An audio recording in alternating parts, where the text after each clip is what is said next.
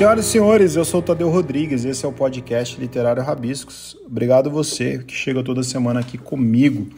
Estou começando de novo essa cabeça, porque eu miseravelmente não gravei no microfone certo. Então, se eu estiver mais desanimado nessa cabeça, é por isso. Quero agradecer a todo mundo que chega e quero convidar quem chegou aqui e não ouviu o episódio passado. A gente falou com o Ronaldo Alexandrino, que é professor, que é mestre e doutor na Unicamp, e desenvolveu uma teoria, um estudo mesmo, que ele conta no seu livro Suposta Homossexualidade, onde ele ensina professores e professoras a lidarem com a homossexualidade das crianças, como que os professores devem lidar quando as crianças apresentam a sua sexualidade, quando as crianças apresentam os seus reconhecimentos de identidade, e é um estudo pioneiro e muito legal. Então, se você é professor, professora, mestre e quer conhecer um pouco sobre esse universo, conheça o trabalho do Ronaldo, que é muito bonito, e ouça lá no último episódio. Lembrando que a gente continua com o Clube de Contos da Editora Reformatória, com uma parceria com o Rabiscos. Quem quiser participar, é só procurar o podcast Rabiscos no Instagram, mandar direct, ou a Editora Reformatório, que a gente vai enviar o conto do mês, e na última segunda a gente faz uma discussão, um bate-papo com o autor ou com a autora. É muito legal e você pode participar. E agora sim, com o meu querido amigo, estamos gravando aqui na sala da minha casa, começando pela segunda vez a gravação. Eu, Pedro César, o Alisson, que está sempre comigo, curador aqui do Rabiscos, e a gente está tomando uma cerveja, tomando um vinho, e agora eu acho que por conta do vinho eu gravei errado. Tá explicado. Agora a mesa está me dando bons sinais, então quer dizer muito que bem. Está tudo bem. Pedrinho, seja bem-vindo ao Rabisco. Valeu demais, Tadeu, Alisson. É uma alegria estar aqui com vocês. Como eu dizia, né? Como você já disse, tem que repetir os elogios agora. Agora eu vou repetir o elogio. Mas eu acho que o Rabiscos é esse tipo de coisa que a gente faz de Poços de Caldas para o mundo, né? É uma alegria muito grande saber da repercussão do Rabiscos fora de Poços e saber que, de certa maneira, a gente também tem como pautar a partir daqui, né? Pautar outras coisas, outras ideias, outros pontos de vista a partir do lugar que a gente tá, que é aqui o nosso interior de Poços de Caldas, né? Interior mineiro, né? Então eu fico muito, muito feliz de participar e aproveito para parabenizar aí pelos 5 anos já. 5 anos já, cara. 5 anos falando de literatura contemporânea na luta. Muito massa. A gente tá em Poços, né, que é interior de Minas, e eu sei que muita gente chega em Poços e ouve o Rabiscos e fala isso. Eu acho isso muito legal. E é até curioso, porque quando a gente fala que a gente está no interior de Minas, algumas pessoas que estão em outros estados e não conhecem Minas acham que, sei lá, a gente está perto de Belo Horizonte ou perto de alguma cidade. E eu lembro que na Flipossos veio um amigo meu que eu não conhecia, um ouvinte, que passou a ser meu amigo, que ele decidiu vir na Flipossos porque a gente estava anunciando, né? Na época a Jéssica estava trabalhando como curadora. Sim. E ele veio e ele é de Natal. E ele pegou o voo de Natal Belo Horizonte, né? Falou, vou para Minas, vou descer em Belo Horizonte, vou chegar em Poços. E a gente está muito longe de Belo Horizonte. E aí ele foi pegar um ônibus de Belo Horizonte para Poços e falou, nossa, eu devia ter descido em Campinas, né? Muito mais perto. Sim. E eu acho essa miscigenação que a gente consegue de conversar, né? Graças à internet, por exemplo, chegar em todo lugar, de suma importância. E Poços é um lugar que tem muito artista, né? Tem. A gente tem pessoas criando o tempo todo aqui. E eu acho que é isso, né? Essa ideia também da gente produzir coisas digamos assim, de nível nacional, né? A gente está em Poços, está no interior, mas a gente está pensando no mundo, né? E isso eu acho que ajuda também as próprias pessoas aqui de Poços a entenderem, né? Como eu estava falando, a gente ainda não tem um mercado consolidado, assim, um público, né? Não faz milagre, um público de arte e cultura na cidade. Então, acho que esse tipo de de iniciativa, ele faz com que as pessoas aos poucos possam ir entendendo que, pô, não é porque a gente é daqui, desse interior, que a gente não está conectado com tudo que está acontecendo, e mais ainda, né, como que a partir daqui a gente consegue pautar. E eu acho que tem uma galera fazendo isso, nós temos uma geração incrível de artistas e de agentes culturais, né, falando especificamente dentro desse campo, que estão batalhando e de fato estão conseguindo extrapolar esses limites, né? Eu acho que agora com a internet, sei lá, de uns, vamos por 15 anos, 20 anos para cá, talvez tenha facilitado um pouco, né? Por exemplo, esse lance de Belo Horizonte, né? Eu tenho uma banda que chama K2, que inclusive a gente vai fazer um especial, porque a K2 está completando 25 anos esse ano agora. Verdade. Novinho, né? E a gente saiu daqui, foi morar em Belo Horizonte, e foi um choque, assim, porque a gente, tipo, chegou lá, eu conhecia um pouco, porque eu tenho alguns parentes, né? Lá em Belo Horizonte, em Betim, mas a gente foi pra lá, e aí que a gente entendeu mesmo o tipo de mineridade que tem lá, né? Que é super forte na música, né? Clube da Esquina, etc. Quando a gente foi pra lá, eu nem conhecia Clube da Esquina, né? E a gente morava numa casa que, assim, se eu andasse 10 minutos a pé, eu tava no bar do Toninho Horta. Caramba. Só que eu não sabia quem que era e tal. Foi 2 anos muito intensos que a gente passou lá, 2003 e 2004. E quando a gente tava saindo de Belo Horizonte é que eu descobri a música né? Obviamente todo mundo conhece a figura do Milton Nascimento, mas a música, a obra e todo mundo que estava envolvido a gente não conhecia, né? E hoje em dia é a minha maior influência, se for pensar assim. Então, de fato, né? Poços é um lugar especial aqui, a gente bota muita fé na galera daqui, né? A gente vai fazer depois também um especial no Rabiscos sobre os 25 anos da banda K2. Bora. Acho que vai valer a pena aí ter esse registro. Cara, eu queria que você contasse um pouco, você que é compositor e você que tá na estrada há tanto tempo, né? Você tá na música desde 98. Isso, então você tem, tipo, um chão. O Alisson nasceu em 98. Não é isso? Você nasceu em 98. O Alisson nasceu em 98. Eu nasci em 84. Você nasceu em 82. A gente é contemporâneo. Mas quando você sai de Poços, que é uma cidade pequena, do sul de Minas, a sua relação com a criação artística, né? A sua potência de criação de letras, de composição, ela permeia por onde? Assim, quando que você para e se descobre compositor e fala, não, a partir de aqui eu vou conseguir fazer uma obra com a minha cara, ou eu vou enfrentar isso que é meio que contra, né? Você enfrentar o mundo musical é meio que contra os padrões, né? Ser um advogado, um engenheiro e tudo mais. Como que foi essa consciência sua? Por incrível que pareça, eu sempre tive uma relação grande com a palavra, assim, principalmente com a questão das letras de música, né? E eu lembro, assim, esse lance da palavra, desde moleque eu gostava de escrever. Eu tenho até hoje aqueles livrinhos que a escola fazia quando você é criança, né? E imprimia lá, colocava aquela encadernação lá. Tipo, já tinha um poeminha lá, eu era muito pequeno e conseguia criar tipo, entendia como funcionava um poema, as estrofes, as rimas, não sei o que lá, e eu lembro disso, assim, com muito carinho, né?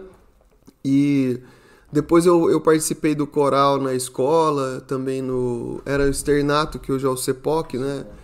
E o que me deu muita base para música e me fez conhecer músicas em outros idiomas, né? Porque no coro, né, a prática de coral tem essa dinâmica também de pegar músicas em espanhol, em inglês, em italiano, algumas músicas até em idiomas do continente africano. Então esse ponto, somado à questão de eu sempre escutar muita rádio, mas principalmente ouvir discos de vinil, né?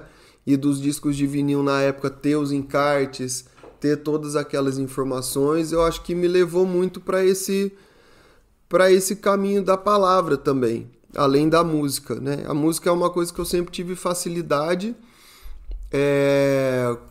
Comecei a tocar violão assim, talvez com uns 12, 13 anos, mais ou menos. Mas o que eu acho mais interessante é que desde que eu comecei na música, eu sempre compus.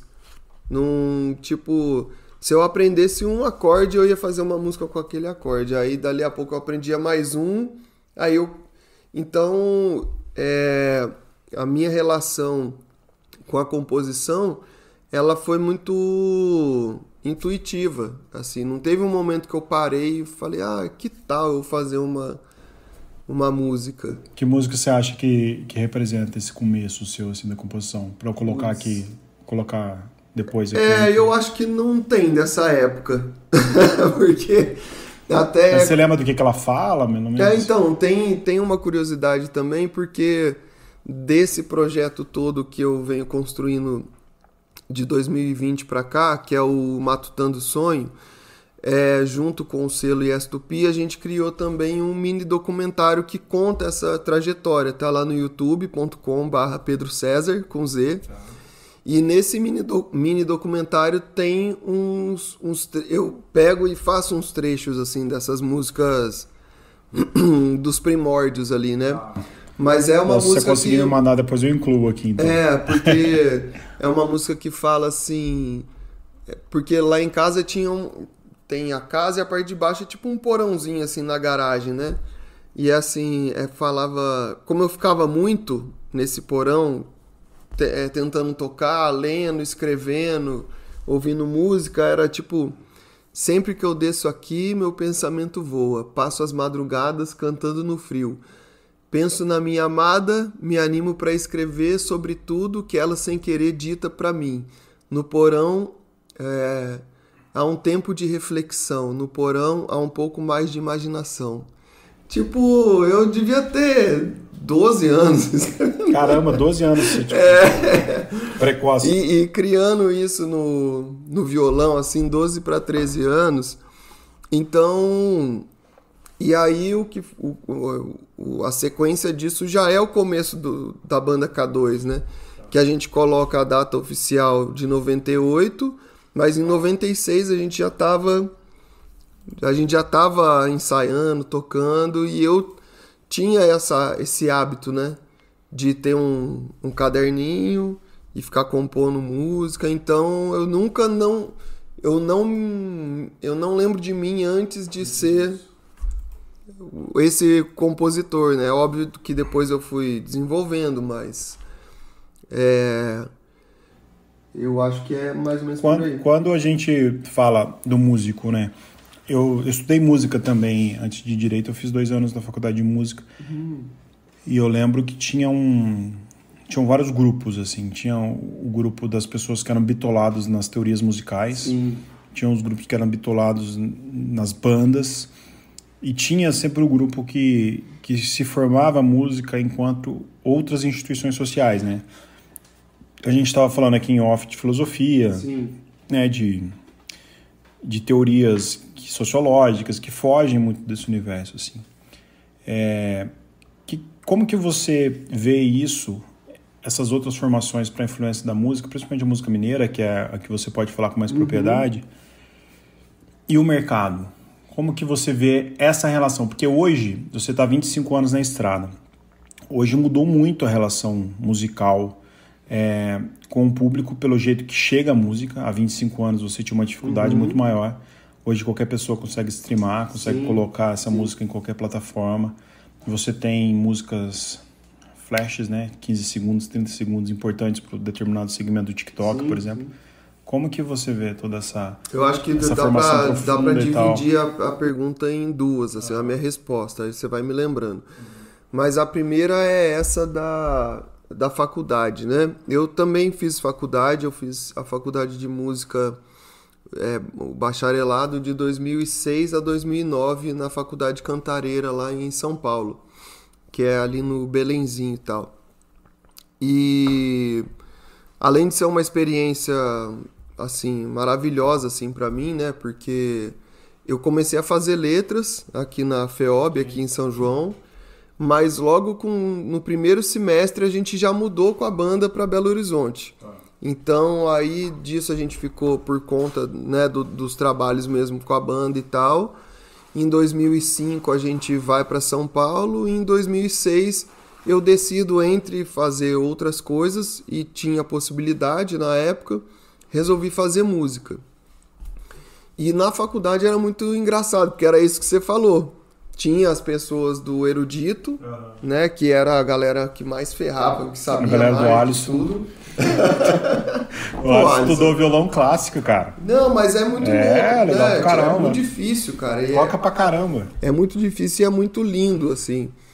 E tinha essas pessoas da música popular, mas muito mais no âmbito do jazz, que, ou seja, também você precisa ter um domínio muito grande da técnica e da teoria. E tinha os gato pingado que tava ali mais do que para tocar, tava ali pela música em si. E acho que hoje eu consigo enxergar isso, né? E eu lembro que muitas pessoas mesmo, por exemplo, eram muito fãs do Miles Davis, do Chet Baker, John Coltrane. Do Coltrane. Quem que é o cara que morreu recentemente? Agora esqueci o nome dele. Do jazz? Ele gravou com o Milton Nascimento. Agora, sim. Eu tô esquecendo o nome dele no momento. Me desculpe. Sim. Me desculpe, entidades da música. Eu até gosto muito de uma música dele que chama Oriental Folk Song. Wayne Shorter. Wayne Shorter. O Wayne Shorter, ele era um ídolo da galera da faculdade do jazz. E você falava de Milton Nascimento com a galera da faculdade, ninguém conhecia. Mas o Wayne Shorter era o maior fã do Milton Nascimento. Então você tem esses pontos assim, esses ruídos também dentro dessa ideia de você, o que é a música, o que é aquilo que a gente consome, aquilo que a gente absorve, né? E na faculdade foi um ótimo espaço para eu desenvolver esse meu lado de composição. Porque enquanto tinha muita gente querendo se tornar muito bom instrumentista ou querendo evoluir muito na área teórica, eu consegui pegar isso e aproveitar para minha composição, né? Não era uma coisa muito bem vista por alguns professores que queriam realmente que você entrasse nesse universo mais ferrado mesmo de estudo e tal. Eu tive um professor lá que foi um carrasco, inclusive. Mas eu tive a faculdade foi a de música da Cantareira? Faculdade de Cantareira. Ela era no Belenzinho, ali em São Paulo. Mas eu tive principalmente um professor que era muito carrasco nesse sentido, mas eu tive outros que identificaram esse potencial da composição, né? E a composição muito mais, porque não é comum também você ter pessoas ali que além do interesse pela música, tem o interesse pela palavra, pela criação da música, da canção, né? Então eu acho que esse lance da canção é o meu ponto principal, né? Agora, respondendo a outra questão que você falou do mercado, né? Dessa relação do aprofundamento, né, que você tem como compositor. Sim. E sabe que você não está limitado a esses universos. Né? Eu acho que o Maurício Pereira que fala muito isso, né? O Maurício Pereira é incrível e ele... Uma vez ele falou uma coisa que eu assimilei bem, assim, que aqui no Brasil, ou você tem a pessoa que é hiper famosa, tá no mainstream total, ou você tem a pessoa que tá no underground que tá se lixando pra tudo isso. E quem fica nesse midstream é como se fosse um lugar, um não lugar, assim, porque é onde tá a maioria das pessoas, mas você não tem no Brasil uma condição social e financeira da população para consumir os diversos nichos, né? Então, por exemplo, a música que eu faço, dentro do meu trabalho de compositor, é uma música que ela é uma música que tá muito mais pro lado da coisa mais singela. Tipo, não é uma música que vai tocar na balada. Não é uma música que vai fazer um trend no TikTok. É uma música que ela às vezes fala de uma coisa mais profunda, né? Tem uma música lá, a primeira música que eu lancei dessa carreira solo, que chama Alma Boa, ela é uma música de 7 minutos. E ela é uma música que ela tem uma cadência harmônica gigante ali e tem uma letra que ela tá falando de alma, assim. Então, como que você vai trabalhar isso mercadologicamente? Você acha, né? que foge da essência musical os músicos que se preocupam com isso? Falam, eu preciso compor um hit, eu preciso me virar nisso. Você acha que perde um pouco a essência? Eu acho que não foge. Você vê isso de modo crítico ou não? Não. Eu acho que não foge. Eu acho que... O que eu acho é que nós não temos uma condição, enquanto população, de ter um poder de consumo para você consumir a variedade, para você consumir aquilo que é diverso. Então a gente não tem muita consciência para assimilar a diversidade. Entendeu? A gente não tem nem dinheiro para isso. Então, por exemplo, hoje em dia você liga, 90% das rádios vão estar tocando só sertanejo universitário. Como que a pessoa vai querer ouvir outra coisa? Ela vai ouvir um Tom Jobim e vai achar horrível, né?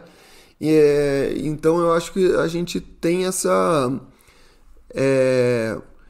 Eu adoro, por exemplo, funk carioca. Adoro. Mas às vezes uma pessoa que tá num universo que ela só escuta um funk carioca, ela não consegue necessariamente ter o interesse de ouvir outras coisas, né? Ou mesmo uma pessoa, por exemplo, na minha época que eu comecei a tocar, o roqueiro não escutava pagode, o pagodeiro não escutava rock, e assim por diante, né? Mas eu, por esse interesse pela composição, eu sempre escutei de tudo. Então, assim, eu sei de cor música do João Paulo e Daniel, do Tunique Tinoco, mas eu sei também do samba enredo de 85, da Mangueira, sabe? Essas coisas. Porque eu me percebi muito cedo alguém que... Eu até tinha pensado nisso, né? Só um parênteses nessa resposta, mas eu sempre tive muita dificuldade com leitura. Talvez eu tenha algum problema de concentração, assim.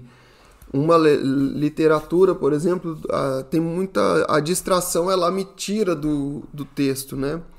Mas a música, ao contrário, ela me gera uma distração que me joga mais para dentro do texto ainda, né? Então, conforme eu fui percebendo isso, eu acho que eu entendi que eu tinha que ser eclético mesmo, porque você tem música boa e mensagens e ideias em todos os nichos. Agora, o que a gente não tem no Brasil é um dinheiro para o lazer, né? Porque se a gente tivesse um acesso pleno às condições básicas e ao lazer, as pessoas certamente ouviriam outras coisas, leriam outras coisas, assistiriam outras coisas. Como não é assim, sobrepõe uma cultura de massa, né? E o que eu acho legal falar contigo é porque você passou por algumas mudanças. Sim. E eu lembro que eu fiz um episódio sobre música e composição e tal com o Dante II e com o Fernando Maltes, que é um menino talentosíssimo, os dois são. Só que eles são jovens, eles são muito mais novos que a gente, e eles já vêm dessa ideia de composição já pensando, eles não pensam mais em rádio. Na nossa época, tocar em rádio... Era o objetivo. Era o objetivo, se eu tocar na rádio eu tô no sucesso. E eles já ficam muito mais preocupados em qual que é o ranking que eles estão no Spotify, Sim. Se as pessoas estão ouvindo eles streamaram. Hoje tem artista que nunca fez show. Pois é. Porque são artistas que eles artistas da música, né? Que criam suas músicas para o streaming, né? Para os charts, né, do streaming. o que é muito interessante, é uma outra dinâmica. É uma outra linguagem, talvez? Eu acho que sim, talvez uma outra linguagem. Apesar da base musical. Porque realmente, quando a gente começou, era rádio, né? Não tinha internet, a gente tinha uma grande influência da rádio, tanto que na época a gente começou uma banda de rock, porque as rádios tocavam muito mais rock do que se ouve nas rádios. Já hoje, era né? a K2, a sua primeira banda. Era. Mas realmente, cara, tinha muito rock que tocava. Obviamente, você tinha uma rádio que tocava sertanejo. Basicamente, todas as rádios de manhã, né? Tocava sertanejo. 6 horas da manhã, às 8 tocava sertanejo. Você acordava pra ir pra escola, era um sertanejo que eu ouvia, mas existia algum tipo maior dessa diversidade musical. Que hoje tem um fenômeno muito louco. A pessoa fala assim, você conhece tal música, sertanejo? Por exemplo, eu que não ouço sertanejo, mas eu sou o mesmo partido que você. Não sou aquele caxias, já fui, mas não sou aquele caxias que vou sair do lugar que tá tocando. Não é isso, é música. E são músicas que tem músicas muito boas. Sim. Mas, por exemplo, hoje é comum a pessoa falar assim, você não conhece essa música? Não conheço. Mas ela tá tocando em todo lugar. Se eu não frequento um ambiente que toca sertanejo, eu não ouço mais rádio. E no meu streaming, eu não coloco músicas aleatórias sertanejo. Então é mais difícil você falar assim. Mudou a maneira de E as pessoas, sei lá, não né? assistem TV aberta. A minha sobrinha, que tem 17 anos, ela não sabia quem era Jô Soares. Exatamente. Mudou a maneira de consumo também, né? Acho que tá mudando uma parte das pessoas, porque é interessante que mesmo hoje em dia, se você pega mesmo uma parte da juventude que não tem tanto acesso ou não tem tanto dinheiro, que são de famílias, muitas vezes até em situação de vulnerabilidade, o celular tá no YouTube ali. Ou de alguma forma alguém passou as músicas por MP3. Então tá rolando uma nova maneira de consumo e isso muda também a expectativa das pessoas, né? Então é isso, você não tá fazendo uma música pra estar na rádio, você tá em busca do teu 1 milhão de plays no YouTube. Cara, outra coisa que eu quero falar. E isso, pra gente, isso é muito maluco, porque o que eu tenho que fazer agora, né? É uma banda pois que tem e como que você anos, lida com isso, assim? Eu ia falar isso, quero falar contigo isso. Como que você lida com esse conflito? Porque uma coisa é você nascer numa geração atual. Sei lá, ter 20 anos, 25 anos e conseguir preparar com isso. Você, necessariamente, você é jovem ainda, né? Sim. Somos jovens, eu e você. Mas você vive da música, então você precisa passar por essa transação. Sim. E eu sei que quando a pessoa se engessa, muitos músicos falam, essa geração não serve pra nada, esse TikTok... Eles não conseguem fazer uma transição, uma evolução e não conseguem conversar com os novos. Eu sempre falo isso, eu não quero ser uma pessoa antiquada, falar, não, isso não é bom, o que era bom é só o que eu via, na minha época que era bom. Sabe aquelas coisas? Sim. Como que você lida com isso, assim? No seu processo até de composição, por exemplo. Porque por mais que você fale que a sua música é uma música mais reflexiva e tudo mais, você também tem uma preocupação de querer ser ouvido. Quem toca quer ser ouvido, né? Obviamente. Eu acho que eu parto de um princípio que eu sou muito fã, assim, muito admirador, sou razoavelmente conhecedor e sou um devoto, assim, da música brasileira e dos seus fazedores, né? Os cantores, as cantoras, compositores, compositoras, produtores, produtoras, divulgadores, divulgadoras e assim por diante. E o que eu observo, entendendo um pouco desse arco histórico da música, desde o começo de 1900 até os dias de hoje, é que você tem artistas do maior calibre a nível mundial que nunca tiveram a oportunidade que deveriam ter pelo calibre que tiveram, né? A potência que tem. Eu sou muito fã, por exemplo, do Taiguara, né? O Taiguara, que foi o meu projeto de pesquisa na faculdade. É um dos projetos que eu tenho vontade de fazer ainda um show especial só do repertório do Taiguara. Ele era músico, ele era compositor, letrista, arranjador, tudo. E é um cara que, hoje em dia, se você for perguntar, quase ninguém sabe, né? A menos que você seja um admirador de música brasileira, que você queira se aprofundar nas coisas, né? Então, eu acho que o primeiro ponto é esse. E se você parar, sei lá, o Taiguara, ele é contemporâneo ainda, né? Ele faleceu na década de 90, então... Exatamente. A música dele é totalmente atual. Inclusive o discurso, se você for pegar todo o envolvimento político dele também na época. Isso, né? Mas é um cara que virou um artista bastardo, inclusive por conta da ditadura e tudo mais. Morreu novo também. Muito novo, teve um câncer. Mas, assim, cara, se um cara igual o Taiguara, que também milhares de outras pessoas igual ele, não tiveram um espaço merecido, eu vou batalhar pelo meu, mas eu sei também que a música brasileira, ela sofre disso, dos artistas não serem devidamente reconhecidos, da população ser uma população que não valoriza os seus artistas. Que parece que só o que conseguiu os milhões é música, né? Então, eu acho que tem essa ponderação. Esse é o primeiro ponto. Agora, o outro ponto é realmente a gente estar atento ao tempo que a gente está vivendo.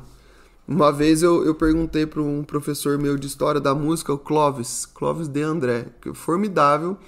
Ele é especializado em música da Idade Média. E eu perguntei pra ele uma vez, falei, ô Clóvis, eu fiquei lá depois da aula, né? Que eu era o aluno que sempre queria alguma coisa a mais, assim. Eu cheguei pra ele e perguntei, mas ô Clóvis, cara, se você escutar, sei lá, você escuta a Dolores Duran, você escuta o Chico Buarque, você escuta o Gilberto Gil, você escuta os Beatles, cara, o que eu vou fazer? Entendeu? Pra que eu vou compor mais? Se esses caras já fizeram tudo. E ele falou assim, cara, o artista, ele é um reflexo do seu tempo, né? E isso é uma frase que me acompanha, assim, o tempo inteiro. Então, em que tempo que eu quero estar? Há 20 anos atrás ou no agora, né? Mas estar no tempo de agora não quer dizer que eu tenha que fazer o que está bombando agora. Quer dizer que eu tenho que ser eu mesmo, capturar aquilo que eu entendo que vale a pena estar dentro de um trabalho artístico e insistir nessa intuição, né?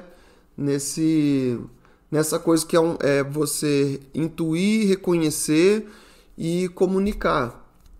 Agora, eu sou muito atento ao que tá rolando, né? Eu gosto muito da música nova, do que tá rolando agora. Inclusive aqui em Poços, né? A gente sempre tenta, desde a época que eu tive uma boa participação no coletivo Corrente Cultural, a gente ia fazendo um mapeamento da galera. Ia nos rolezinhos de metal que tinha, ia nos rolês de rap, ia nos rolês de música erudita para saber o que estava rolando. E hoje, cara, a gente tem uma produção incrível aqui na cidade, que eu acho que não tá defasada, não mesmo, né? Inclusive, a gente gravou 4 anos do Rabisco com o Nuno. E foi uma repercussão incrível. Incrível. A gente fez aquele trabalho que ele faz sobre a africanidade. Sim, e tal. A gravação foi no Sesc. Acho que no Sesc. Não, foi na Flipossos. Do Rabisco, sim. Foi na Flipossos, foi ao vivo, foi incrível. Muito bom.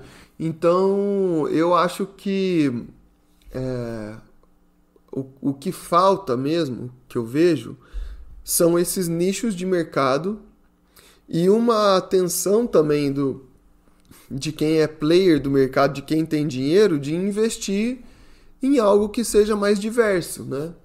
E isso a gente consegue pensar um mercado nacional e um mercado local. Eu acho que Poços, e talvez tenha algum ouvintes do Rabisco que estejam em cidades com uma condição parecida, nós estamos ainda num momento que nós estamos... aqui em Poços existe um mercado cultural, ele é incipiente, ele está se formando. A gente não tem exatamente um mercado cultural A gente precisa desenvolver esse mercado para que exista um capital de giro, né? E que não dependa tanto do investimento público, embora o setor público tenha que investir também nesses modelos de mercado, né? Então eu acho que a nível local e micro-regional falta a gente mesmo enquanto artista, agente cultural e iniciativa privada e poder público criar um lugar mais prolífero nesse sentido. E a nível um mercado nacional, cara, eu sinceramente eu não sei a solução. Eu acredito muito no investimento em políticas públicas, porque é o que garante que você não precise fazer algo que seja necessariamente comercial. No entanto, para a gente realmente viver dos trabalhos que a gente tem artísticos, é necessário que exista um mercado. Mas para existir um mercado, precisa existir o consumidor. Num país que a gente está passando fome, como que a gente vai ter um consumidor que ele vai querer comprar um livro ou vai querer comprar um mantimento? Né? A mesma coisa vai querer gastar um dinheiro para ir num show ou vai, né, comprar uma roupa de cama. Então é isso, cara.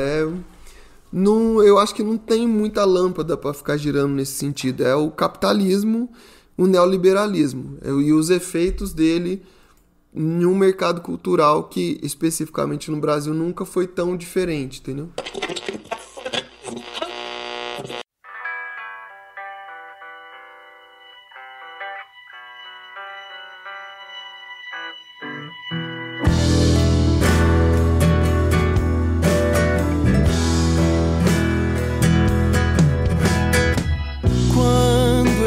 Desligo, me esquento no sol do dia. Tchau, computadores, vou deitar ao verde, ver o céu e a mangueira carregada. Faz lembrar toda a família e o sabor da minha amada. Faz eu esquecer do ritmo da vida tarefada. 10 minutos, pouco, muito, pra eu ficar sem fazer nada.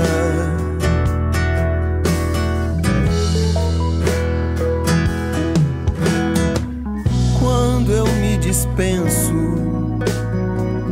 todo peso se alivia.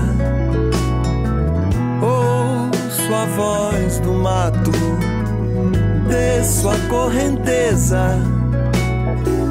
Eu me deixo absorver pela estrada. Sigo um rumo no horizonte, não me cansa a caminhada. E no alto da montanha, de uma tarde avermelhada, fecho os olhos, imagino minha mesa bagunçada.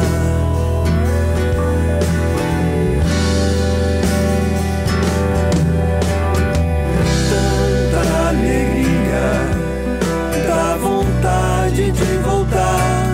Afinal, felicidade dura sempre menos do que a gente quer. Tanta euforia, dá vontade de estar com aqueles meus amigos que ainda não sentiram o cheiro da terra molhada. Tanta alegria, dá vontade de voltar. Afinal, felicidade dura sempre menos do que a gente quer. Tanta euforia, dá vontade de estar como aqueles meus amigos que ainda não sentiram o cheiro da terra molhada.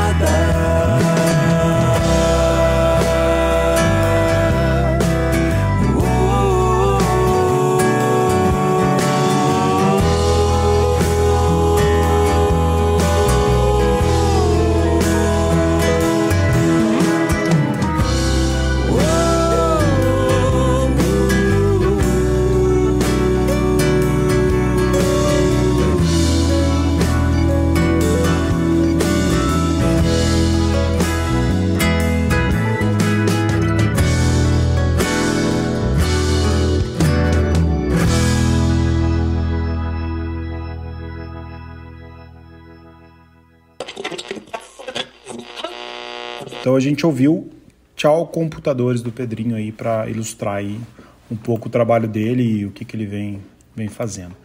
Cara, você tem uma história de banda, você tem uma história de coletivo, você tem um ideal coletivo. Uhum. Mas todo músico, ele é solitário, né? Você tem o seu momento que você está com o seu violão, o seu momento que você está com seus pensamentos e tudo mais. E eu acho que isso que forma necessariamente o artista, né? O ócio também, aquele momento Sim. que você para, né? Eu estava conversando com o Alisson antes disso, a necessidade de parar, né? E a gente está nessa aceleração toda no mundo. Sim. Como que você lida com isso? Assim, uma pergunta um pouco mais filosófica. Como que você lida com esses momentos todos que você sai um pouco desse espírito coletivo que você tem naturalmente, né? Uhum. Eu te conheço já tem tempo, eu sei o tanto que você é de integração, o tanto que você é talentoso. Mas e quando você sai disso? Como que você conversa consigo mesmo? Como que você se conecta contigo, assim? Olha, do ponto de vista da vida, né? Eu acho que a gente tá o tempo inteiro tentando se compreender e tentando evoluir, né? E isso envolve todas as relações que a gente tem, de família, amigos, trabalho e blá blá blá. Mas do ponto de vista artístico, né, do ponto de vista do ofício enquanto compositor e tal, eu acho que o meu processo de composição ele é bem solitário. Eu tenho composições e parcerias, tem um grande parceiro que é o Gabriel Guerra, né? A gente fez trabalhos incríveis assim ao longo da carreira dele, da minha também, bastante parceria. Tenho outros trabalhos com outros parceiros, mas realmente o jeito que eu desenvolvo a minha criação, ela é bem solitária. Tem vezes que é um download, eu não sei da onde, e tem vezes que é realmente você gastar um tempo ali desenvolvendo uma ideia. Tem músicas que elas, se eu tiver nesse momento que pode ser chamado de ócio, mas pode também ser chamado de um momento íntimo, de um momento de introspecção, tem vezes que realmente, que bom que hoje em dia existe essa palavra, né, download, porque não tem outra expressão que resuma melhor. Tão bem, Antes né? O povo falava que você psicografava, né? Mas hoje eu acho que a palavra download ela se aplica como se essas ideias sutis que elas estão em nós, como elas também estão num outro lugar que é um outro plano, mas que está próximo aqui. Tem gente que fala que existe uma noosfera, né? Uhum. Que é como se fosse uma camada desses pensamentos, dessas ideias sutis. É como se fosse realmente uma nuvem e a gente faz esse download. E eu não sei muito bem explicar. Tem música minha que realmente foi coisa de 5 minutos, estava pronta. E tem outras que esse momento mais introspectivo, ele ajuda muito a você se ouvir, né? Então, a música para mim também é uma terapia. Eu consigo me entender melhor e buscar um entendimento maior das coisas e tal, a partir da composição. A gente pode falar também, muitas das suas músicas, ela tem uma ideia de... Não sei, às vezes quando eu fico ouvindo, né? Esses dias eu estava ouvindo no carro. Ela tem um quê reflexivo, melancólico também, né? Sim. Às vezes parece que você é uma pessoa triste. Eu acho que uma vez... Foi engraçado isso. Uma época que eu ainda morava com a minha mãe, a gente sempre morou aqui numa rua sem saída ali, entre o Monjolinho e o Del Rey ali. E entre o Cascatinho, o Monjolinho e o Del Rey. E eu gostava muito. Teve uma época que eu ganhei uma coleção de disco de um cara, de um escritório que a gente trabalhava, meio que tinha contratado o K2 durante uma época, o Claudio Stinging, que era um cara formidável, assim. E a gente conseguiu... Ele via que eu comprava muito disco de vinil em sebo. Eu ia num sebo em São Paulo que era R$1 o disco. Então eu passava, sei lá, umas 2 horas lá... Caçando disco lá. E ele sempre via os discos que eu tinha, que eu levava. E ele já chegava, essa música aqui é tal. Ele sabia tudo, porque... Embora fosse um escritório de sertanejo, majoritariamente, ele foi um dos primeiros caras que começou a trazer a galera do Nordeste para os festivais de música de São Paulo na década de 70.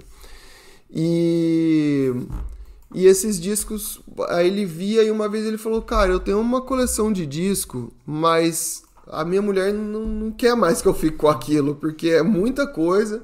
Vai começar a embolorar. E outra, agora com esse negócio de MP3, eu já baixei tudo que eu tinha.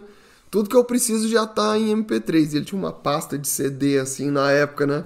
Gravava os MP3 tudo num CD.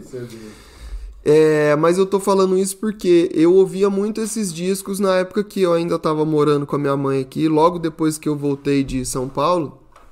E minha mãe falava assim... Nossa, se eu escutasse essas músicas aí que você escuta...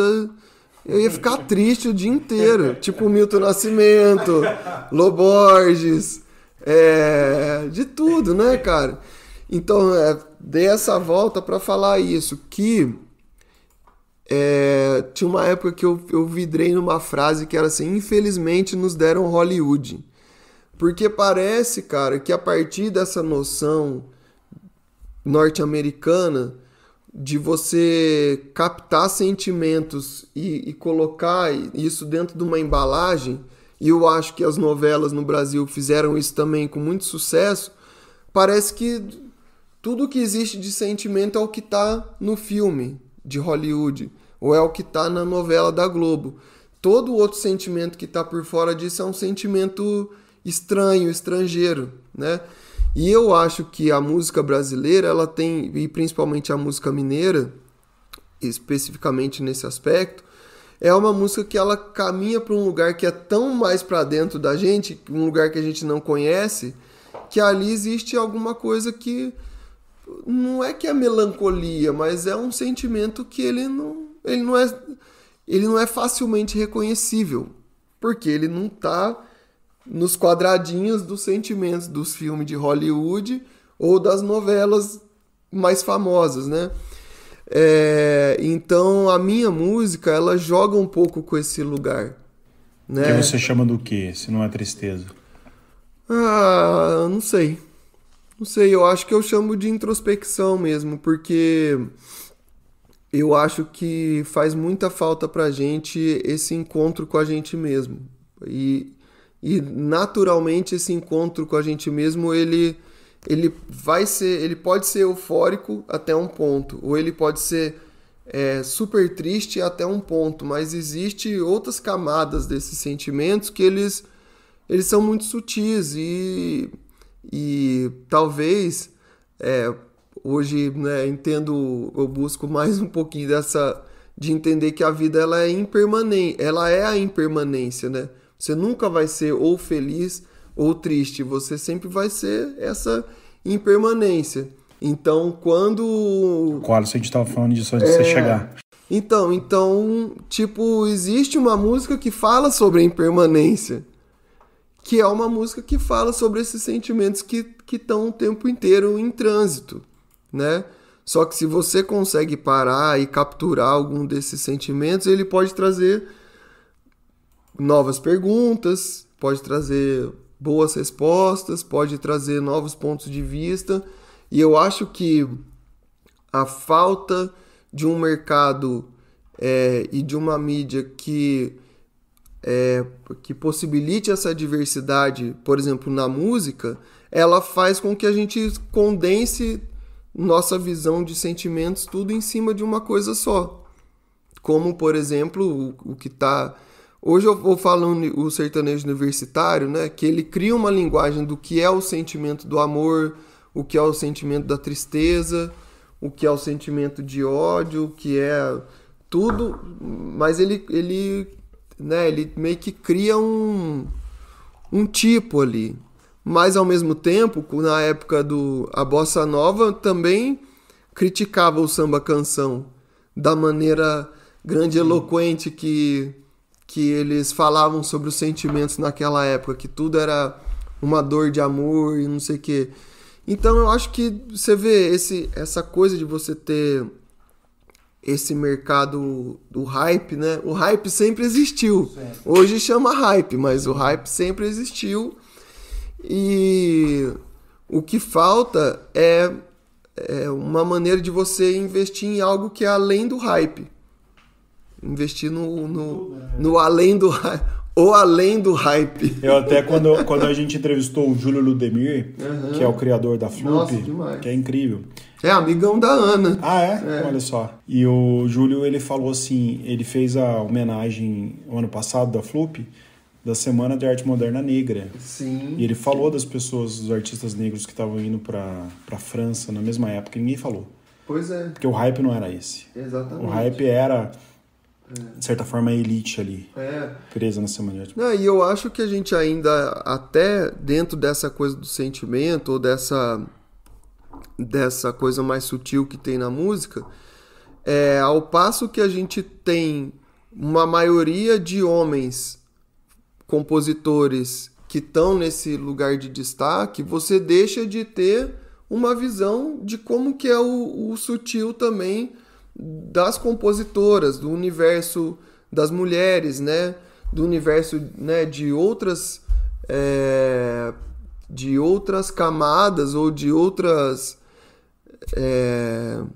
identidades que não seja o homem cis, branco e blá blá blá, né? Que no setor da literatura também é isso, né? É sempre tipo, um cara homem, branco, cis, garanhão do Leblon, do não sei o quê. Então, eu acho que também isso, né? A falta dessa diversidade no investimento na cultura no Brasil, ela não só, entre aspas, exclui a mim que estou no interior, mas espera aí, eu sou homem, branco, cis, olha o tanto de outras vozes que precisam de espaço e que não tem. Mesmo que eu chegue num momento que eu tenha um certo destaque, eu vou ser também, entre aspas, mais do mesmo, né? Então, a gente também questionar esses lugares de privilégio, né? É interessante para a gente ver em que momento que a gente está da construção cultural do país. Onde estamos, Pedrinho? Onde estamos? Cara, eu acho que a gente está sentado no nosso privilégio. Isso eu tenho certeza absoluta. E o mais difícil, acho que o maior desafio da nossa geração é sair desse lugar. E, se preciso, abrir mão do nosso lugar para outras pessoas, né? Isso não quer dizer que eu vou deixar de fazer o meu trabalho ou que eu vou deixar de buscar o meu lugar. Mas eu preciso entender que a vida é mais que isso, né? Entendeu? A vida na sua totalidade, ela é mais que isso. E eu posso cumprir um papel estratégico para fazer outras vozes emergirem, né? Vozes que precisam desse espaço. E eu acho que tanto isso foi negado a esses outros corpos, a essas outras mentes, essas outras vozes, que a galera tá chegando com voadora pé na porta mesmo. Então, e tá fazendo uma grande diferença. Hoje, se for pensar, artistas que mais me influenciam, por exemplo, a Xenia França, que é uma cantora incrível, baiana, a Lued Luna também. Estive no show dela agora, no Bleve, inclusive. Ela é incrível. A Lineker, a Annelise Assunção, que super influenciou esses meus últimos 10 anos, assim. Pessoas que em outros momentos elas tiveram que batalhar para serem ouvidas, né? Então por que eu vou me colocar na... Tipo... Não tem, às vezes não tem nem como eu me colocar na frente delas, mas nesse lugar de privilégio, esse cara, o homem branco cis, ele tá disposto a tudo para garantir o seu. E eu acho que a gente tem que abrir mão. Não, cara. Eu já tenho outras garantias aqui e quero que exista garantia para todo mundo, não só para mim, né? Pedrinho, a sua companheira, que é uma grande escritora, Ana Lisboa, colunista do Globo, ela mora na Angola, em Luanda, e você tem uma relação grande com Luanda, você vai para lá com uma certa frequência, você já tocou lá, você tem essa relação. Onde está esse lugar assim intercambial, esse lugar internacional dentro Brasil-Angola, colonização portuguesa, dentro desse contexto que a gente está falando, o que você consegue diferenciar? Porque a sua companheira trabalha com cultura lá, então você tem acesso por ela, né, também. Como que é isso? O que é esse espaço? Estar em Angola, para mim, é tipo... Além de ser um sonho, né? Porque eu sempre tive vontade de conhecer algum lugar do continente africano. E Angola, eu acho que tem uma coisa afetiva da música, né? Da música... acho que chama do disco África Brasil, né? Do Jorge Ben, que tem aquela música que ele fala sobre zumbi, né? Que ele fala Angola, Congo, Benguela, Monjolo, Cabinda, Mina. O Caetano gravou ela, inclusive. Angola, Congo, que são lugares ali da região do Império do Congo, né? Que hoje é Angola. Eu tive a oportunidade de visitar Benguela também. De visitar Mussulo também, que é uma ilha próxima ali a Luanda. Luanda, quando eu vou ao lugar que eu fico, a Ana, né, a Ana Paula Lisboa, ela mora lá já há um tempo. E eu acho que o primeiro ponto é quando a gente entra no avião com destino a Luanda, você já vê muito mais pessoas negras acessando uma possibilidade do que a gente vê aqui normalmente. Isso já é a primeira coisa. Porque aqui, basicamente, no Brasil, infelizmente, as pessoas negras, elas são fadadas no nosso imaginário a um lugar de subalternidade. Então, quando você entra num avião, que é difícil viajar de avião, é caro, não sei o quê. Você entra num avião e todas as pessoas são negras, você fala, pô, peraí, quem sou eu nesse rolê, entendeu? E aí quando você chega lá, você vê todo mundo, a pessoa é muito, apesar de curioso, é uma coisa também triste. Você tá num país que você olha para as pessoas e não consegue diferenciar quem é rico e quem é pobre pela questão da cor. Porque aqui no Brasil é assim que a nossa mentalidade ela nos expõe a esse tipo de conclusão, né? Então eu acho que essa experiência para mim ela é totalmente transformadora, porque ela nos mostra que muito mais do que aquilo que a gente imagina de África, ela nos coloca numa situação que a gente nunca pensou assim. Como que é a relação de música, assim? E aí, beleza, né? Então eu acho que tem esse primeiro ponto, que é o ponto de estar num outro lugar e do continente africano, e em Angola, que é um país que tem uma relação totalmente íntima com a construção da população brasileira, né? Pelas questões históricas. E quando a gente chega lá, o nosso pensamento ele dá uma pirueta para trás, assim, fala, peraí, não é bem o que eu estava imaginando, né? Enfim. E especificamente dentro desse setor cultural, é uma coisa muito rica, porque pra gente que gosta, né, de ir atrás de outras culturas, de outras expressões, você chega lá, a musicalidade deles é igual quando alguém que nunca esteve num lugar que tem samba, chega aqui e vai numa roda de samba, sei lá, no Rio de Janeiro.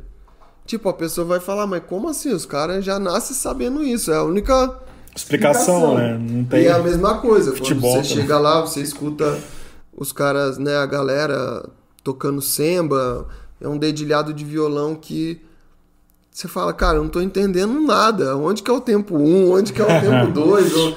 Que subdivisão é essa, né? E então eu acho que eles gostam muito de música brasileira, muito. Djavan é um rei lá pra eles. E merecido, né? Porque o próprio Djavan fala que a música dele tem muitas relações com essa musicalidade de Angola. E o espaço da arte e da cultura, ele congrega pessoas lá de diferentes nacionalidades, de outros países, né, de África, mas também de pessoas da Europa, porque lá tem muita residência artística, né? Muitos brasileiros que vão para lá. Então, a arte lá é um espaço de encontro mesmo, né, de troca. Você vai lá numa noite de dub, tem pessoas da Alemanha, de Portugal, da África do Sul, do Brasil e tal. Você vai numa exposição, lá o governo português, né, eles têm aquele Instituto Camões, que é muito forte lá. Fortíssimo, lá imagina, né? O Instituto Goethe também, que eu acho que tem Aliança Francesa, enfim. Eles têm esses espaços. A parte de política pública lá na área de cultura ainda é muito menor do que deveria ser, perto da potência que é, né, o país. Mas especificamente na música foi uma possibilidade muito grande desses encontros com outros artistas lá, né? Então a Odete Cacilva, que é uma grande cantora, percussionista, compositora, o Bona Ska, que participou do Matutano Sonho, do disco. Eu queria que você falasse um pouco depois dele, propriamente. Especificamente da música Boi de Mambo, o Sirius, que é um grande cara, o Cássio Rodrigues, o Carlos Praia. Então, assim, tem uma infinidade de pessoas com talento absurdo lá, absurdo. E eu, como sempre gosto de pesquisar, quando tô lá, passo a buscar, né, essas diferentes músicas lá também. A gente tem uma Angola recentemente, né, independente, e a gente tem temáticas muito parecidas com os países que falam português também. Claro que dentro de uma característica muito, muito diferente uma da outra. Como que você vê assim, as temáticas mesmo de composição, como que você vê a cultura acontecendo? Porque no Brasil, apesar de nós termos um complexo de vira-lata, o brasileiro também é muito exibido. A gente sempre sabe da nossa potência porque nós somos enormes, né? Uhum. Você vê isso também lá em Luanda? Como que você vê... Eu sei que tem o Agualusa, por exemplo, que leva a literatura para todo lugar. Enfim, tem escritores e escritoras angolanas que é mais da literatura. Mas eu falo em relação a essa ideia assim, de internacionalidade, por exemplo. Cara, primeiro que Angola, atualmente, eles têm o Kuduro, né?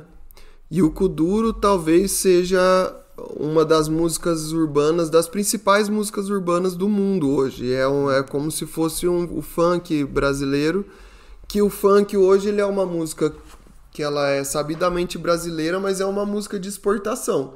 Qualquer balada que você for no mundo hoje toca. E se não toca o funk original, que é feito aqui no Brasil, é uma música remixada com a batida de funk, né? E o kuduro em Angola é a mesma coisa. O kuduro surge, se não me engano, nos anos 80, num tipo de batida já mais eletrônica, bomba nos anos 90 e de lá pra cá só evolui, assim, né? E é uma música, por exemplo, em Portugal, que você tem uma grande comunidade angolana, os artistas angolanos estão lá lotando ginásios, entendeu? Lotando estádios.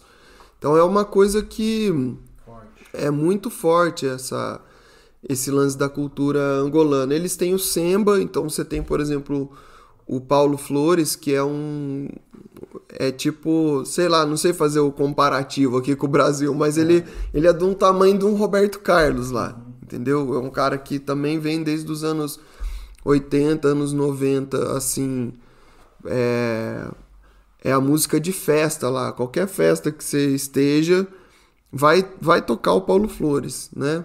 E ele é isso, na Europa inteira, ele é super conhecido, né? Outros países. O Brasil, curiosamente, é um dos países que mais escuta a música que é produzida no próprio país. Tá. Parece curioso mesmo, né? Porque a gente sempre foi forçado muito a escutar música norte-americana e tal, mas dentro das estatísticas, né, e hoje com a medição possível das plataformas, o Brasil é um dos países, eu acho que é o país que mais escuta a música feita no próprio país. Então é aquilo que você falou, o Brasil ele é continental. E de certa forma a gente valoriza assim o que é daqui. Se a gente não faz isso de maneira consciente, é inconsciente, né? A gente nem conhece quem são os artistas da América Latina aqui. Tanto que quando você fala assim, literatura latina, você nunca fala dos escritores brasileiros. Você fala dos colombianos, dos peruanos, dos mexicanos, enfim, você não fala dos brasileiros, né? É louco isso. É muito louco. E você vê quando alguém ataca um músico brasileiro, uma musicista brasileira, o povo fica louco, né? Sim, e essa experiência mesmo, a gente foi tocar na Bolívia, né, com o K2, e eu fiz amizade com várias pessoas lá, voltei lá depois em 3 ou 4 cidades.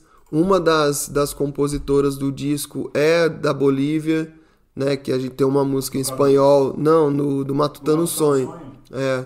Tem uma música que é Para Beber de las Estrellas, que é composição em parceria com a Alexia Loredo também. Que é Para Beber as Estrelas, em espanhol, se alguém não entendeu. Então é isso, né? O Brasil, ele realmente, em alguns aspectos, ele se isola, né? E a gente teria muitas coisas para buscar e aprender e aprimorar, por exemplo, com os irmãos angolanos e as irmãs angolanas. Muito, muito, muito. Pela questão da língua, pela questão da musicalidade, mas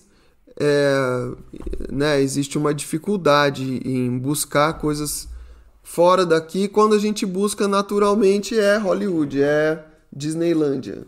Então, enfim, não sei se eu respondi, mas é por aí. Bom, vou aproveitar o espaço aqui também para sair da posição de observador e também lançar uma pergunta aqui. E até com base na sua experiência assim, de compositor, enquanto musicista também, como que você observa essa perspectiva da música para o futuro, né? E tendo em vista também essa circunstância da globalização, por exemplo, né? Desses meios de comunicação que a gente estava comentando, até que entra agora os streamings, né? E que antigamente você tinha um parâmetro totalmente diferente com a questão de rádio, enfim, o parâmetro era outro, né? Como que você observa o futuro, assim, da produção musical, até da relação entre artista e público? Como que você vê essa perspectiva, assim? Sim, antes de responder da maneira séria, eu vou responder que hoje das discussões mais recentes é a da inteligência artificial. Porque hoje, se você fala lá com o chat não sei o que eu nunca entrei, não sei se é uma questão de idade mesmo, ou se é uma questão de sanidade. Já existe essa discussão a nível de direitos autorais. Porque, por exemplo, se é a inteligência artificial que, né, você pede lá para ela, cria uma música falando sobre isso, isso, isso, ou um poema, isso, isso, isso. Talvez o poema fique mais fácil da gente assimilar. Cria um poema sobre esse tema, incluindo isso, isso, isso. A inteligência artificial vai lá, cria o poema, você vai lá e musica. Mas na hora de cadastrar isso no registro de obra... Eu vou te fazer um parênteses aqui. O Juliano, nosso amigo, me mandou um álbum composto pela inteligência artificial do Oasis. E as músicas estão ótimas. Exatamente. Então, assim, eu acho que... Ou seja, para além do futuro que a gente consegue perceber...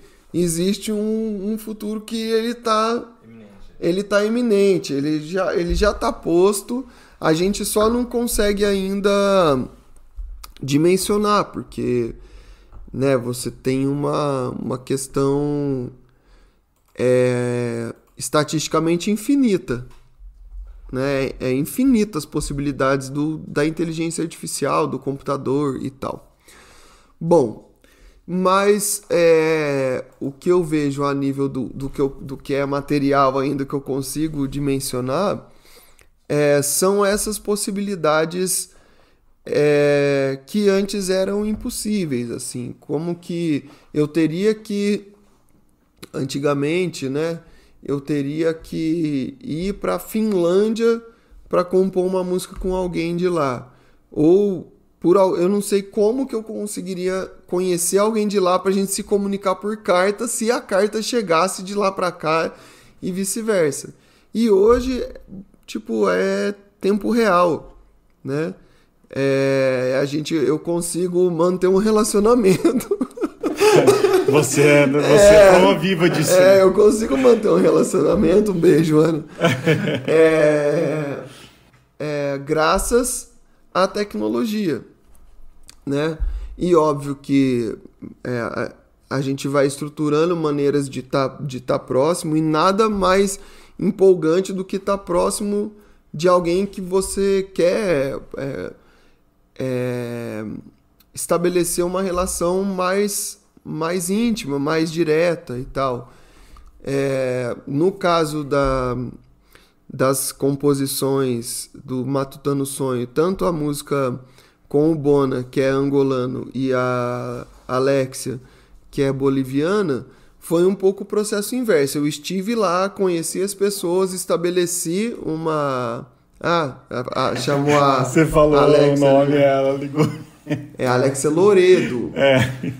Mas, tipo assim, estabeleceu-se uma relação de amizade e a internet deu continuidade para essa relação. O que antigamente também não seria possível, né? E esse disco, o Matutano Sonho, foi gravado durante a pandemia. Então, o baterista, o Michel, que é do Rio, gravou as baterias na casa dele, me mandou os arquivos. O Fábio Leandro, tecladista, gravou na casa dele, me mandou os arquivos. O Rafa gravou os baixos na casa dele, me mandou os arquivos, eu juntei tudo aqui, gravei num estúdio aqui e tal, no David, peguei esse material, mandei para a menina da Bolívia, mandei para o cara de Angola. Então hoje você tem possibilidades de um trabalho ele ser cosmopolita, mesmo se ele não quiser falar sobre isso. Porque eu posso gravar um trabalho aqui, mandar mixar nos Estados Unidos e masterizar na Alemanha.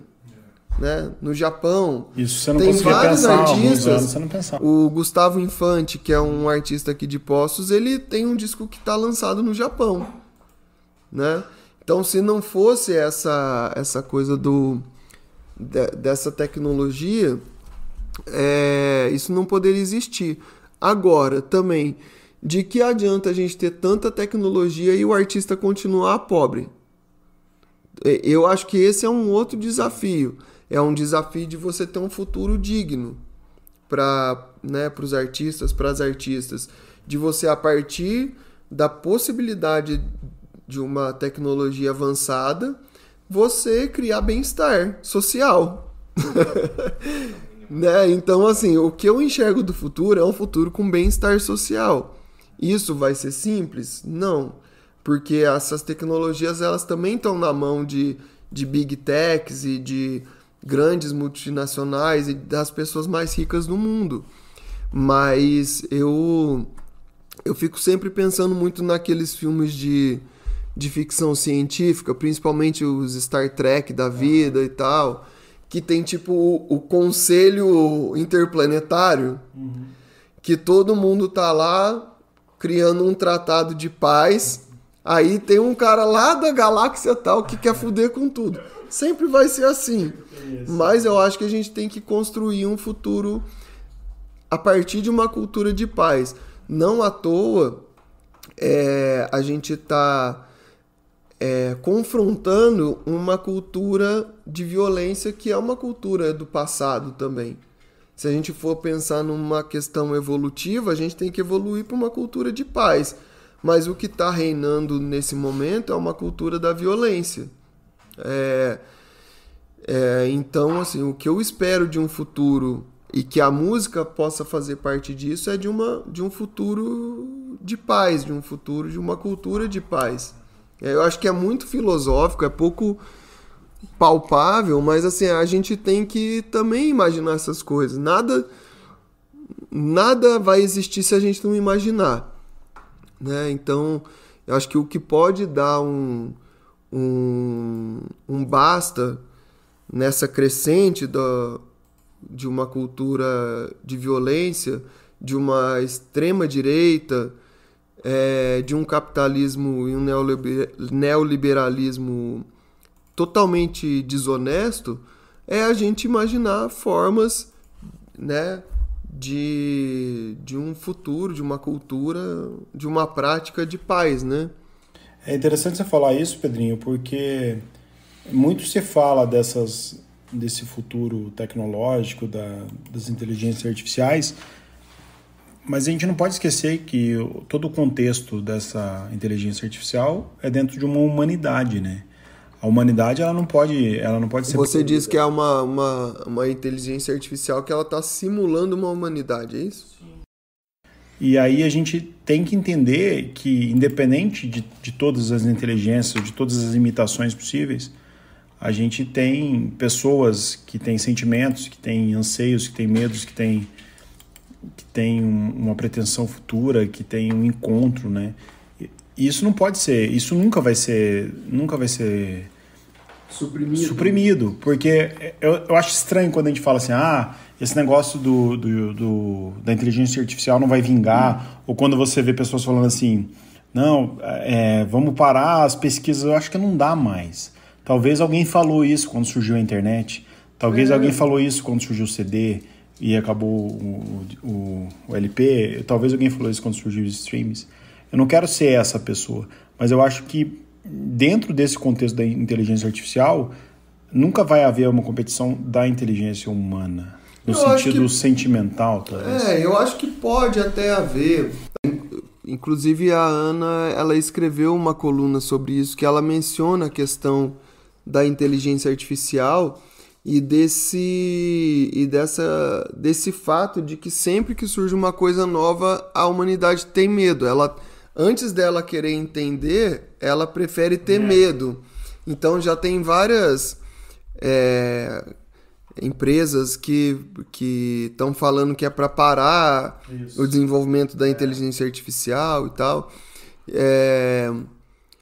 Mas é isso. A tecnologia ela tem que ela tem que... Eu não sei se ela tem que servir a gente, né? Mas é impossível existir o ser humano sem desenvolvimento de tecnologias, né? A pensar como que existe uma linha de estudo que fala que a própria Amazônia é um grande jardim das populações indígenas que ao longo dos anos desenvolveram uma tecnologia de expandir, de cultivo, né? Então é impossível não existir a tecnologia, né? Agora, num mundo onde a gente tem esses poucos donos, essa tecnologia ela sempre pode ser usada para oprimir a população. E é isso que a gente não pode deixar acontecer, né? Pedrinho, para a gente ir para a reta final aqui do nosso papo, que está muito bom, aliás, eu queria que você falasse um pouco do Matutando Sonho. Eu acho que simboliza um pouco tudo isso, de certa forma, porque é a sua obra mais recente, você produziu ela na pandemia. Queria que você contasse um pouco sobre ela, como foi a produção. Sim. E se puder falar também alguma coisa que a gente possa tocar. O Matutando Sonho, esse nome surgiu de um e-mail que eu mandei para um amigo, que é o Renan Moreira, não sei se você conhece ele, é um amigo parceiro aí de várias batalhas na área da cultura e da música e tal. E foi num momento que eu tive a decisão de falar, eu preciso realmente investir na minha carreira solo, né? Que de solo não tem nada, porque eu gosto de fazer as coisas em conjunto, mas, sei lá, 90% do que eu componho, do que eu crio, não é rock, né, dentro do campo do K2, não é uma música mais agitada, assim, assado, é uma música mais introspectiva. E eu falei, Renan, acho que tá no momento e tal, você pode me ajudar a construir isso, então eu precisaria criar novas redes sociais e tal, e o título desse e-mail era Matutando Sonho, que era tipo, tô pensando em como fazer esse sonho acontecer, né? E isso aconteceu, eu estava trabalhando no Sesc, eu fiquei quase 8 anos no Sesc aqui em Poços de Caldas, e quando eu tomei a decisão de sair do Sesc, eu saí em fevereiro, e em março começou a pandemia. E eu falei, putz, cara, agora, né, tudo que eu tinha organizado meio que foi por água abaixo, assim, esse sprint que eu... Por que eu saí do Sesc? Aí foi aquela coisa, né, cara?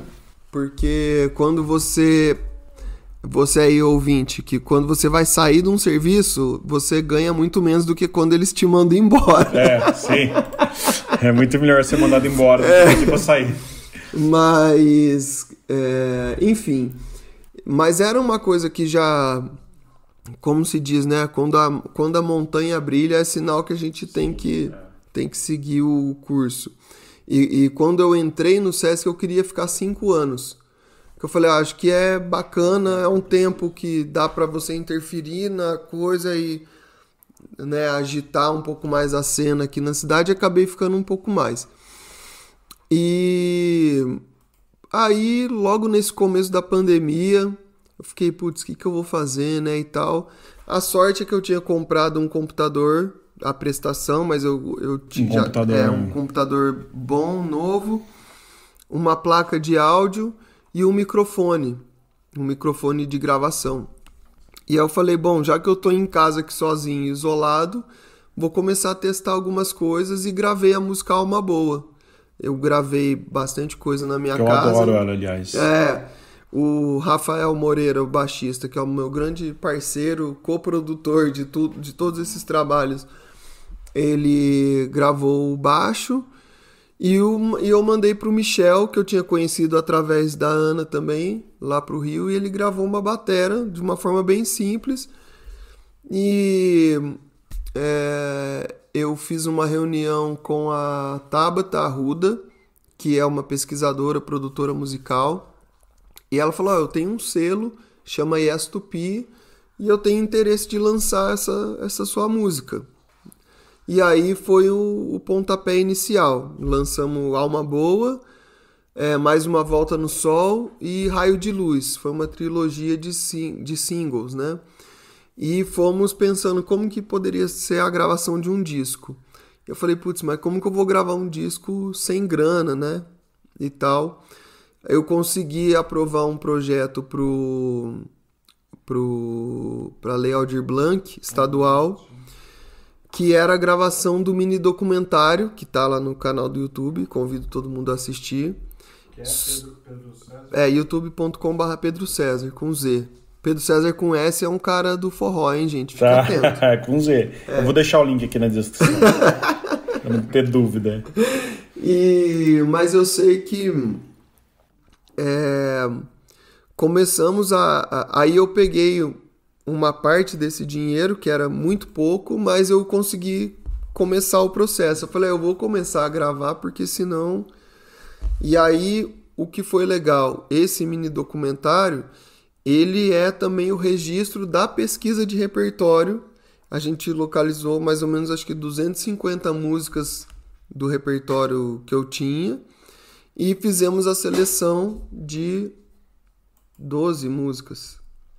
Deu 14 no final das contas. E aí essas 14 músicas foram escolhidas para ser o disco, né? E aí eu comecei, gravei todas as guias em casa, fui mandando pra galera, consegui boas parcerias para me ajudar nisso. E tive também como participações de voz a Tatiana Meirelles, a Alexia, que escreveu comigo. A Alexia que vai dar um apito. Que ela escreveu boliviana, com você. Escreveu comigo. É uma dessas músicas que foi no download, porque eu fiz a música em meia hora, mandei pra ela, tô com essa música aqui. Você não quer tentar botar um poema? Em mais meia hora ela me mandou e ficou, né? E o Bona também. Então ela gravou a voz na Bolívia e ele gravou a voz em Angola. E aí esse é então o meu primeiro álbum. Que tá maravilhoso, aliás. Assim, ele tá Olha, não é por nada não, mas tá bonito, muito cara. Bom, cara. Tá muito bom. Eu fico ouvindo ele no carro, às vezes. Eu sou assim. ruim de automarketing. Mas, gente, você que tá ouvindo, pode ouvir lá o disco que você não vai se arrepender. Porque a gente fez com muito carinho, né? E a produção é minha, coproduzido pelo David Santos. Tem várias participações especiais. E também é um lançamento do selo Yes Tupi, né? Então eu tô bem feliz com esse trabalho. Inclusive, né, quem estiver ouvindo aí, tiver interesse tanto de levar o show, a gente fez o show de lançamento no Espaço Cultural da Urca no último Pois eu não tava aqui, falei pra você repetir esse show. Cara, foi um show assim, eu nunca imaginei que eu faria um show tão bonito. Que sério, legal, cara. Foi. E foi gravado, não? Foi, a gente vai disponibilizar em breve. Legal. Então, Eu queria muito ter ido nesse show, pô. Você que tá ouvindo aí e teve paciência de ficar até agora e mexe com música, ou você vai lá ouvir, divulga, ou contrata o show para levar na sua cidade. Por favor, contrate o show. Você que tá ouvindo a gente aí de todo lugar do Brasil. Pedrinho, mas são músicas assim que as composições são escolhidas a dedo mesmo. Quem que tá com você na banda lá, desse projeto solo? Na banda, o Rafa Moreira, o Rafael Moreira, o Fábio Leandro, que é um grande pianista, tecladista também de São Paulo, toca com o Filó Machado, toca com a Xênia França, o Michel Nascimento, que é do Rio, o Tatá, o Otávio Quartier, faz clarinete. Quem mais? Essas outras três pessoas. Uma banda grande. Uma banda grande. E no show também o Roger Barbosa, a Ananda Dearo, né, cantando. Então foi e o David participou também fazendo os violões. Vocês vão soltar quando isso? Cara, estamos editando, né? É muito material. Muito material, né? E é isso, é tudo independente. Tá. É tudo 100% independente, né? A Adília tá chorando aqui perto. Pedrinho, quero te agradecer, cara, desse papo, pô, foi incrível. Já fazia tempo que eu queria gravar com você e poder gravar pessoalmente é muito melhor, né? Muito massa, cara. E eu te desejo sucesso aí, Quero que você volte aqui pra gente fazer sobre a banda Vamos fazer do K2. Já falei com o Diego, já falou, legal. Vamos organizar isso aí. Alisson, obrigado também pela parceria aí, por estar sempre junto com a gente. E é isso, cara. A casa é sua. Quando você quiser, é só chegar. E é isso. É isso. Quem quiser me adicionar lá nas paradas, é o seguinte. O Instagram é @PedroCesarMúsica. O Facebook eu não uso tanto, mas procura lá também. E eu tenho um conteúdo muito interessante no site, porque eu acho que esse lance também das redes sociais, se os cara tiram a rede social, a gente tá ferrado, né? Então tem um site lá que é pedrocesarmusica.com, tem todos os trabalhos do projeto Matutano Sonho, que inclui um mini documentário, uma live session e o álbum visual também, que, né, tem todo um trabalho visual junto com a Yes2P produzido para esse disco. E é isso, me chama aí pra gente trocar ideia. Parabéns pra vocês. Tô anotando aqui, tá tudo aqui na descrição então do vídeo, do episódio. Ótimo. E é isso, tamo junto. Pessoal de casa que quiser enviar dúvidas, sugestões, reclamações, podcastrabiscos@gmail.com. As editoras que querem me enviar livros, tá aqui a caixa postal. Lembrando que eu não fiz o recebidos hoje porque eu não fui no correio essa semana. Tudo mas pode acontecer. Eu prometo que a semana que vem o recebidos longo aí. Eu não fui no correio, mas eu vou e aí eu divulgo aqui todo o material que eu recebo com muito carinho. É isso, um beijo a todos, bom dia, boa tarde, boa noite.